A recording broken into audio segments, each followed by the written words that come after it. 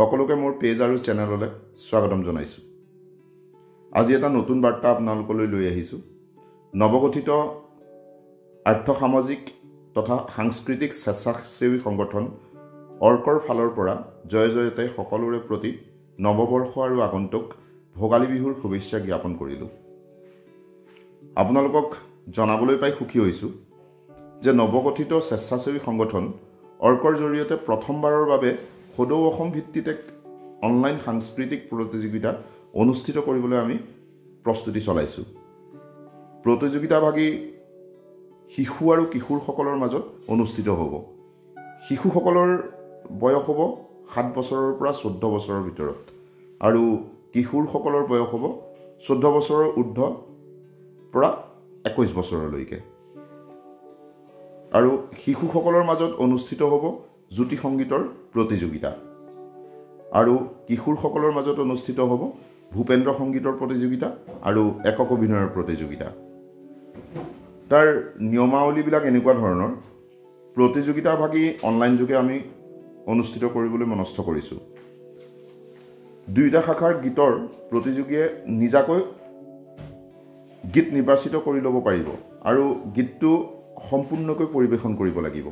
তেখেতসকলে তাত মিউজিকো ইউজ কৰিব পাৰিব আৰু কোনোবাই যদি ভাবে মোৰ মিউজিক নাই, তেখেতসকলে ভিডিঅ' প্ৰেৰণ কৰিব পাৰিব।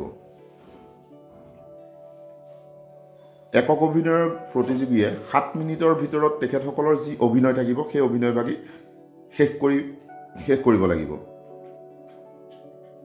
দুয়োটা শাখাৰ প্ৰতিযোগীয়ে নিজৰ জন্মৰ প্ৰমাণপত্ৰ অনলাইন যোগে আমালৈ প্ৰেৰণ কৰিব লাগিব। প্ৰতিযোগীসকলে গীত আৰু অভিনয়ৰ যি ভিডিঅ' সেই ভিডিঅ' 70232323313 বা 9435009271 নম্বৰৰ হোৱাটছআপলৈ 10 জানুৱাৰীৰ পৰা 10 ফেব্ৰুৱাৰী 2025 চনৰ ভিতৰত প্ৰেৰণ কৰিব লাগিব। আৰু প্ৰতিযোগিতাভাগীত কোনো ভৰ্তি মাচুল নাই। এইটো কমপ্লিট বিনামূলীয়া। কাৰণ আমাৰ মাজত এতিয়া আমি দেখিছোঁ জ্যোতি সংগীত, বিষ্ণু সংগীত বা ভূপেন্দ্ৰ সংগীত এইবিলাক নাইকিয়া হৈ গৈছে।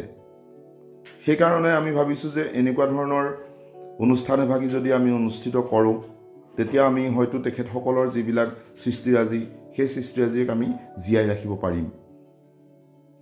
আৰু আপোনালোকে যিমান পাৰে এই ভিডিঅ'টো আপোনালোকৰ চেনেলেই হওক বা আপোনালোকৰ পেজেই হওক বা আপোনালোকৰ একাউণ্ট হওক, আপোনালোকৰ কোনোবা হোৱাটছআপ গ্ৰুপ আছে, সেইবিলাকলৈ আপোনালোকে অকণমান কাইণ্ডলি শ্বেয়াৰ কৰি দিব, যাতে অসমৰ চুকে কোণে যোনবিলাক প্ৰতিভা আমাৰ লুকাই আছে সেই প্ৰতিভাবিলাক আমি অসমৰ ৰাইজৰ সন্মুখলৈ লৈ আহিব পাৰোঁ। কাৰণ আমাৰ অসমত বহুত সুপ্ত প্ৰতিভা এতিয়াও বহুত লুকাই আছে। আমি তেখেতসকলৰ এখন ভাল প্লেটফৰ্ম পোৱা নাই য'ত তেখেতসকলে নিজৰ প্ৰতিভাখিনি বিকাশ কৰিব পাৰে। তাৰ কাৰণে আমি এই ভিডিঅ'টো যিমান পাৰোঁ নিজৰ গ্ৰুপত প্ৰেৰণ কৰিবলৈ চেষ্টা কৰিব লাগিব আৰু আপোনালোকে কাইণ্ডলি সেইটো কৰি দিব বুলি মই আশাবাদী। আৰু সকলো নিৰ্বাচিত যি প্ৰাৰ্থী হ'ব, প্ৰতিযোগী হ'ব, তেখেতসকলক এখন মানপত্ৰ প্ৰদান কৰা হ'ব আৰু নগদ ধনেৰে তেওঁলোকক পুৰস্কৃত কৰা হ'ব।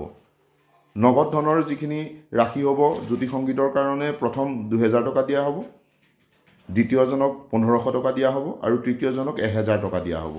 আৰু ভূপেন্দ্ৰ সংগীতত যিজন প্ৰথম হ'ব তেখেতক 2500 টকা প্ৰদান কৰা হ'ব, দ্বিতীয়জনক 2000 টকা আৰু তৃতীয়জনক 1500 টকা। আৰু একক অভিনয় প্ৰতিযোগিতাত যিজন প্ৰাৰ্থী প্ৰথম হ'ব তেখেতক 3000 টকা দিয়া হ'ব, দ্বিতীয়জনক 2500 টকা দিয়া হ'ব আৰু তৃতীয়জনক 2000 টকা দিয়া হ'ব।